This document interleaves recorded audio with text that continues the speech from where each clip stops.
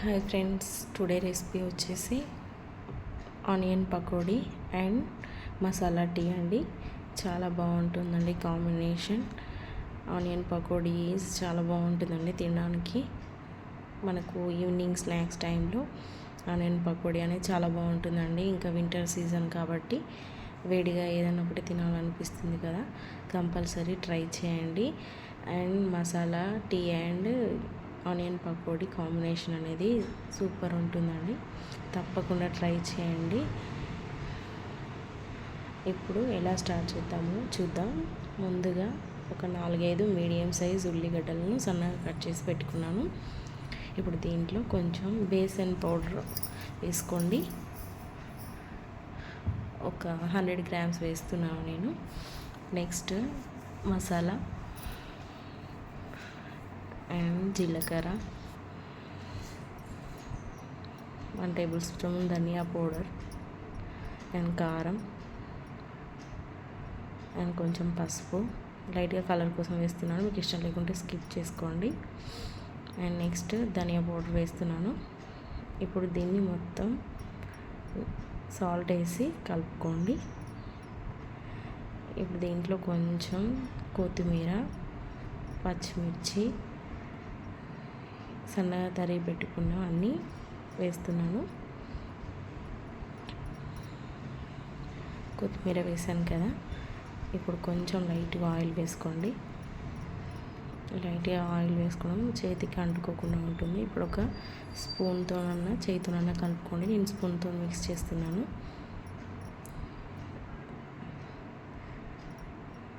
చాలా కలపండి. ఇలాగే కలిపేసి ఒక గ్లాస్ వాటర్ తీసుకొని ఒక్కొక్క స్పూన్ వేసుకుంటూ కలపండి. బాగా వాటర్ వేసుకుంటే గట్టిగా అయిపోద్ది పకోడీ.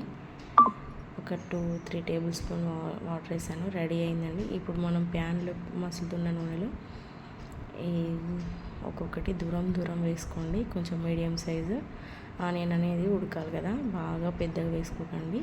చిన్నగా ఇలాగా వేసుకోండి చూపించిన విధంగా.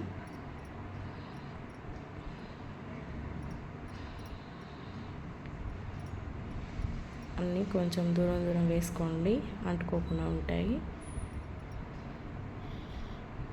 ఇట్లా చిన్న మీడియం సైజ్ వేసుకోండి.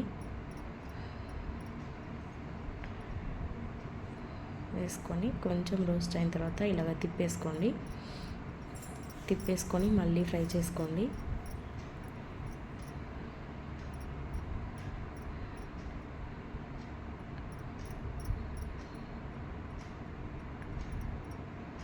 చూడండి, మనకు కలర్ చేంజ్ అవుతుంది కదా, మళ్ళీ ఒకసారి తిప్పేసుకోండి.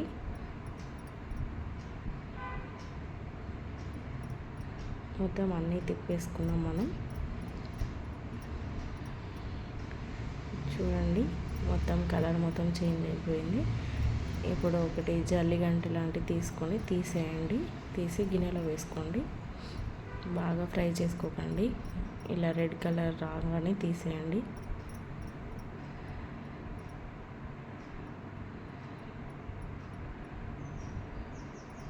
తీసేసి ఇప్పుడు సర్వింగ్ బౌల్లోకి తీసుకుందాం.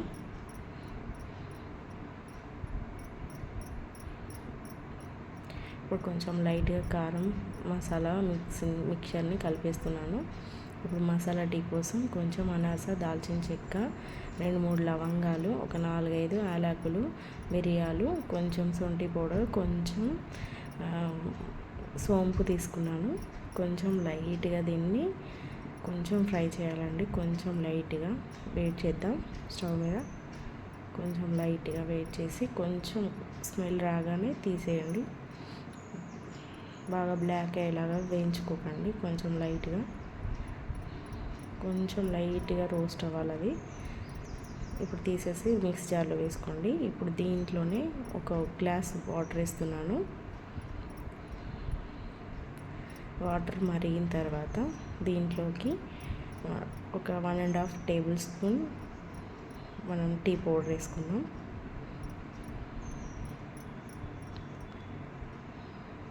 టీ పౌడర్ వేసుకొని టీ మసులుతూ ఉంటుంది. దీంట్లో కొంచెం ఒక 2 టేబుల్ స్పూన్ షుగర్ వేసుకుందాం. ఇది డికాషన్ మొత్తం అనేది మరగాలండి, మొత్తం మంచిగా.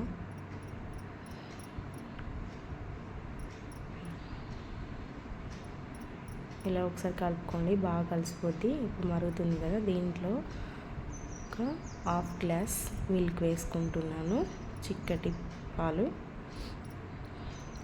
దీంట్లో వేసేయండి. ఇది మరుగుతున్నప్పుడే చూడండి స్మెల్ వస్తుంది కదా, ఇప్పుడు వేసేయాలండి. ఒక హాఫ్ గ్లాస్ పాలు తీసుకొని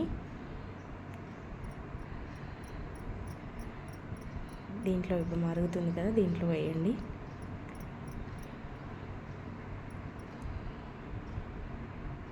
వేసేసాను, మొత్తం వేస్తున్నాను. ఇప్పుడు దీన్ని మంచిగా మరగనివ్వండి, కలర్ చేంజ్ అయ్యే వరకు.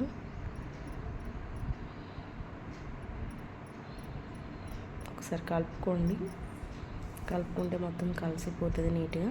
చూడండి మరుగుతుంది కదా, కలర్ కూడా చేంజ్ అయింది.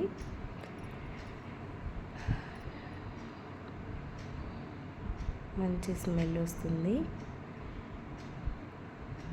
చూడండి మరిగింది కదా, మొత్తం కలర్ కూడా చేంజ్ అయ్యింది కదా. ఇప్పుడు మనం ఇందాక మిక్స్ చేసుకున్న మసాలా పౌడర్ని ఒక హాఫ్ స్పూన్ వేయండి.